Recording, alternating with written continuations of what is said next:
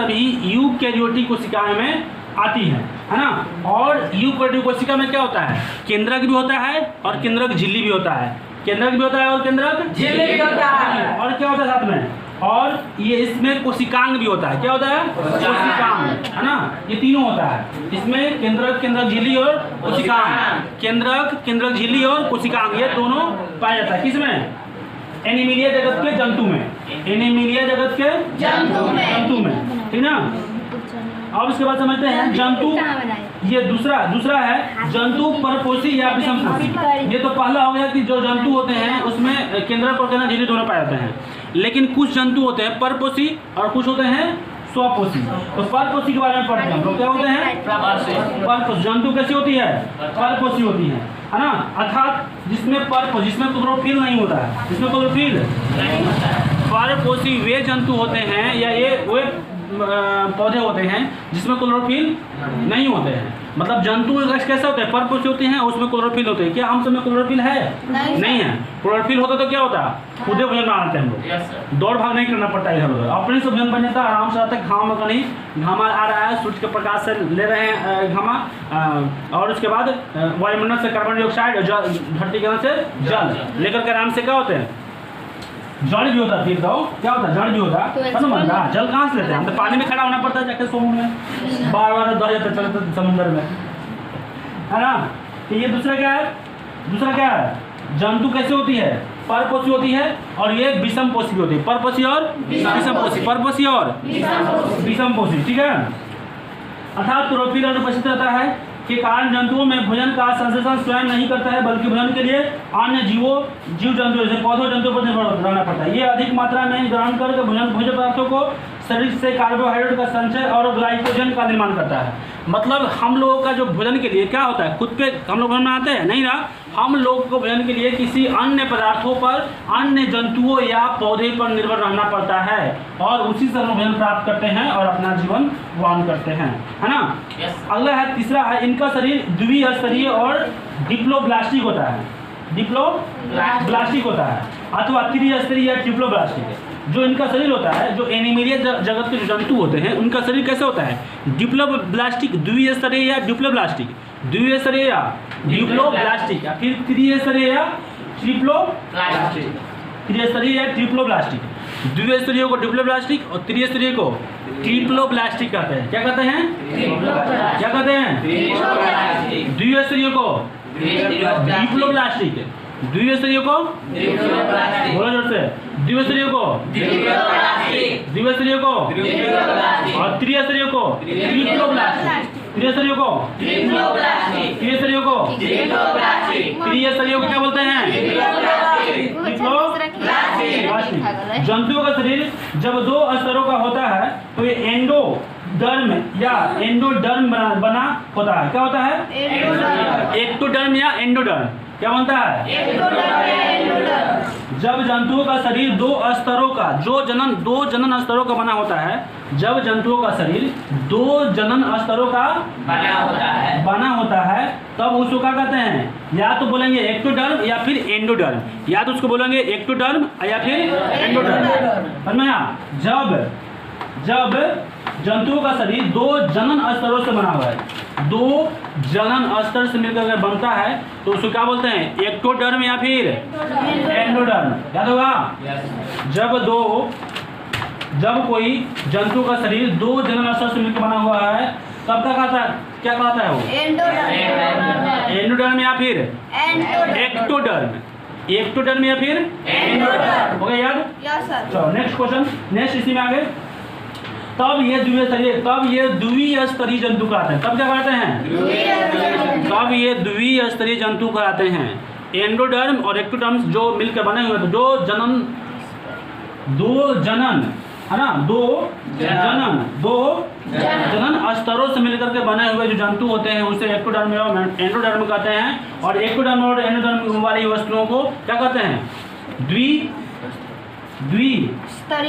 स्तरीय जंतु कहते हैं। क्या बोलते हैं उसको, द्विस्तरीय, क्या बोलते हैं उसको, गुड। वैसे जंतु जो जिनके शरीर का निर्माण इन 2 जनन स्तरों के अतिरिक्त तीसरा जनन स्तर से होता है, उसे क्या बोलते हैं? मेसोडर्म कहलाता है। क्या कहलाता है? मेसोडर्म। मतलब 2 कोश जब बनता है, कौन कौन? एक्टोडर्म और एंडोडर्म। ये दोनों से मिलकर बना हुआ था, क्या कहलाता है? द्विस्तरीय। लेकिन एक और त्रिस्तरीय से मिलकर बना हुआ है। वैसे शरीर जिनका त्रिस्तरीय है ना, ट्रिब्लोब्लास्टिक से मिलकर बना हुआ है, तो वो क्या कहलाता है? मेसोडर्म। क्या कहलाता है वो? जिसमें त्रिस्तरीय जनन स्तरों से मिलकर जो शरीर बना है वह क्या कहलाता है? मेसोडर्म। क्या कहलाता है? मेसो क्या कहलाता है वो? मेसोडर्म। मेसोडर्म को इंग्लिश में क्या कहते हैं? ट्रिब्लोब्लास्टिक। क्या होता है? ट्रिब्लोब्लास्टिक। प्लास्टिक नहीं, ट्रिब्लोब्लास्टिक। ट्रिब्लोब्लास्टिक है ना। तीसरा जनन स्तर मेसोडर्म। जो तीसरा जनन स्तर होता है उसे क्या बोलते हैं? मेसोडर्म। और क्या बोलते हैं उसको? ट्रिब्लोब्लास्टिक। चौथा है जंतु प्रायः संचालन होता है। क्या होता है? संलायमान होता है। संलायमान। जंतु प्रायः क्या होते हैं? संलायमान। चौथा इसका विशेषता गुण क्या है? एनिमिलिया जगत का जंतु कैसे होते हैं? जंतु प्रायः चालमान होते हैं।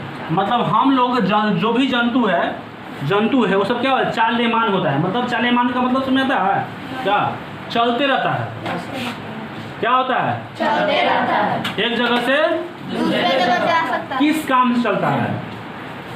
भोजन की तलाश में। शेर यहाँ से वहाँ क्यों जाता है? भोजन की तलाश में। किसको भोजन था? हिरण के पकड़ने के चक्कर में। लोमड़ी कौन भागता? क्यों भागता है इधर उधर? अपने भोजन के लिए। हाँ, हम लोग क्यों भागते इधर उधर? भोजन के चक्कर में। सब कोई यहाँ से वहाँ, जो भी जंतु जगत के है या फिर जानवर हो या फिर मनुष्य हो, वो सभी क्या करते हैं? एक स्थान से दूसरे स्थान तक क्या होते हैं? ट्रैवल करते हैं, चलते रहते हैं। उसी को चाल्यमान कहा जाता है। क्या बोला जाता है? चाल्यमान। मतलब जंतु जगत कैसे होती है? चाल्यमान होती है। याद हो गया? नेक्स्ट क्वेश्चन है, नेक्स्ट है 5वां। शरीर का आकार निम्नलिखित हो सकता है। शरीर का आकार निम्नलिखित हो सकता है। पहला है द्विपार्श्व सममित।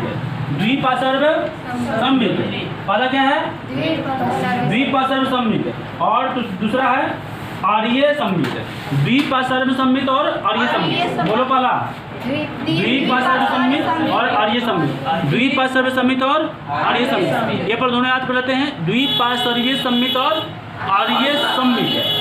द्विपार्श्व सममित या दूसरा क्या है? आर्य सममित। द्विपार्श्व और आर्य सममित। तीसरा क्या है? असममित। पहला क्या है? पहला द्विपार्श्व सममित। पहला दूसरा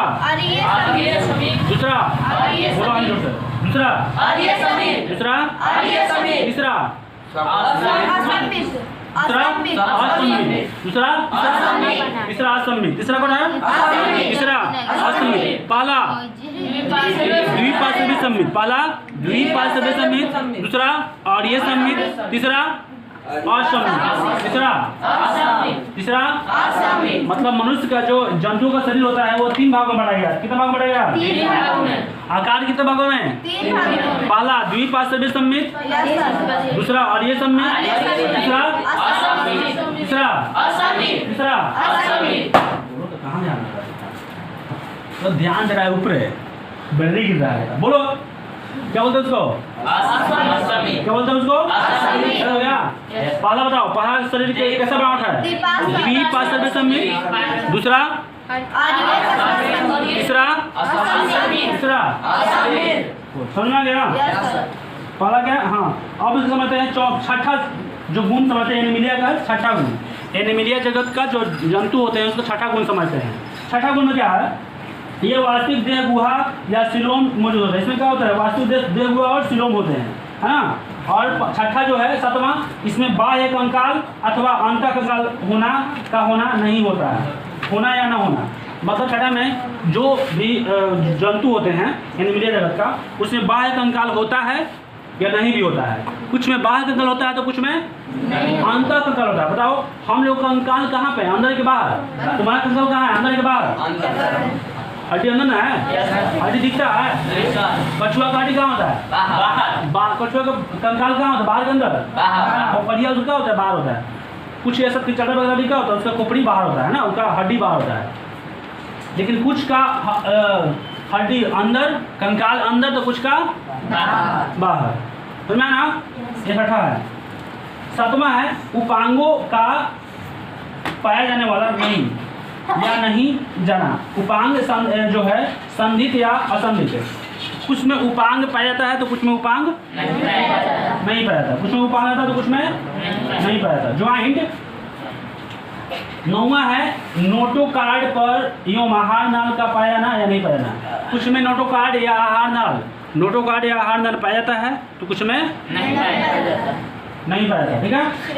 10वां उच्च श्रेणी के जंतुओं में तंत्रिका तंत्र या पेशी तंत्र पाए जाते हैं। जो उच्च श्रेणी के जंतु होते हैं उसमें तंत्रिका तंत्र या पेशी तंत्र क्या होते हैं, पाए जाते हैं। क्या तुम सभी में या हम सभी में तंत्रिका तंत्र पाया जाता है? नहीं पाया जाता है। हम लोग उच्च श्रेणी का है, हम लोग उच्च श्रेणी का जंतु हैं, इसलिए हम लोगों में क्या है, तंत्रिका तंत्र, तंत्रिका तंत्र पाया जाता है। क्या होता है ना? आज समझते हैं जंतु जगत के वर्गीकरण का स्वरूप। एनिमिलिया, एनिमिलिया को जंतु ना कितना भाग में बांटा गया है? 8 भागों में बांटिए। कितना भाग में बांटा है? 8 भागों में। पहला है पॉलीफेरा। पहला क्या है? पॉलीफेरा। पहला पहला पहला पॉलीफेरा, पहला पॉलीफेरा। दूसरा नहीं सिलेंट, सिलेंटरेटा। पहला क्या होता है? पहला दूसरा सिलेंटरेटा, दूसरा सिलेंटरेटा। पहला पेरीफेरा, पहला पेरीफेरा, दूसरा सिलेंटरेटा, दूसरा तीसरा प्लेटी हेलमेंथीज, प्लेटी हेलमेंथीज। तीसरा क्या है? प्लेटी हेलमेंथीज। तीसरा प्लेटी हेलमेंथीज। तीसरा प्लेटी हेलमेंथीज। तीसरा क्या नाम है? और चौथा एस्केमेलथीज, एस्केमेलथीज, एस्केमेलथीज, एस्केमेलथीज।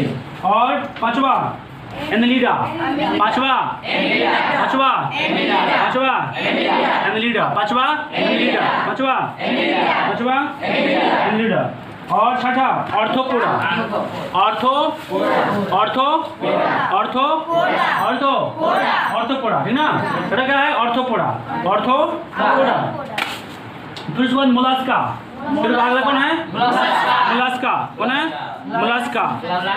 बोलो मोलास्का, आश्चर्य बोलो। Mollusca, Mollusca, Mollusca, Mollusca, Mollusca, Mollusca हो गया। फिर इकाइनो डर्मेटा, इकाइनो डर्मेटा, इकाइनो इकाइनो डर्मेटा। बोलो इकाइनो डर्मेटा, इकाइनो डर्मेटा, इकाइनो डर्मेटा। फिर है प्रोटोकार्डेटा, प्रोटोकार्डेटा, प्रोटोकार्डेटा, प्रोटोकार्डेटा, प्रोटोकार्डेटा। फिर उसके बाद है कार्डेटा। उसके बाद क्या है? प्रोटोकार्डेटा के बाद क्या है? कार्डेटा में भी अगर देखेंगे तो 5 भागों में बांटा। कार्डेटा को कितने भागों में बांटा गया है? कार्डेटा को 5 भागों में बांटा गया है। पहला है पीसीज, पहला क्या है? पीसीज, पहला। दूसरा एम्फीबिया, पहला पहला पीसीज, दूसरा पहला, अरे पहला पीसीज, पहला पीसीज, दूसरा एम्फीबिया, पहला दूसरा पहला दूसरा और तीसरा रेप्टिलिया, तीसरा तीसरा रेप्टिलिया, तीसरा रेप्टिलिया, तीसरा पहला पहला पहला पीसीज, दूसरा एम्फीबिया, तीसरा रेप्टिलिया, तीसरा रेप्टिलिया। चौथा एविज, चौथा चौथा एविज, चौथा एविज, चौथा चौथा चौथा चौथा पांचवा पांचवा पांचवा पांचवा पांचवा पांचवा पांचवा पांचवा। ये कार्डेटा को कितना भाग बांट दिया? कार्डेटा को 5 भाग। पाला पाला दूसरा दूसरा दूसरा एम्फीबिया एम्फीबिया दूसरा तीसरा तीसरा तीसरा तीसरा रेप्टिलिया तीसरा रेप्टिलिया। चौथा एबी चौथा चौथा चौथा एबी। पांचवा पांचवा। चलिए अब इस सब पांचों को कार्डेटा जो 5 ग्रुप है, ये पांचों को बारे में कल अच्छा समझाएंगे, ठीक है।